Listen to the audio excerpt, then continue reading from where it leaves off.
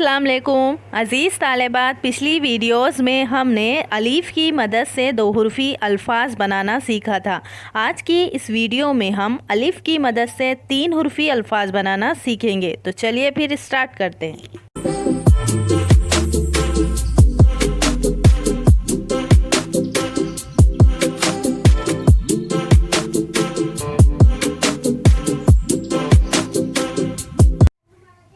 Gym अलिफ चार ए चार, नून अलिफ ना काफ नाक, काफ अलिफ का नून कान, बे अलिफ बा लाम बाल,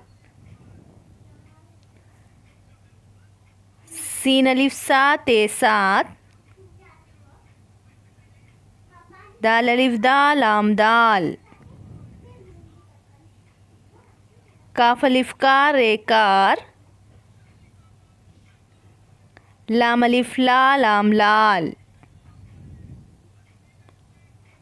रे अलिफ रा ते रात,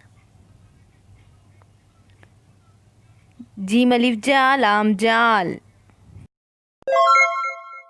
इस तरह आज हमने तीन हुर्फ़ी अल्फाज बनाना सीखा। इसे इसी तरह से अपने नोटबुक पर लिखें और इस जैसे और भी नए अल्फाज बनाने की कोशिश करें।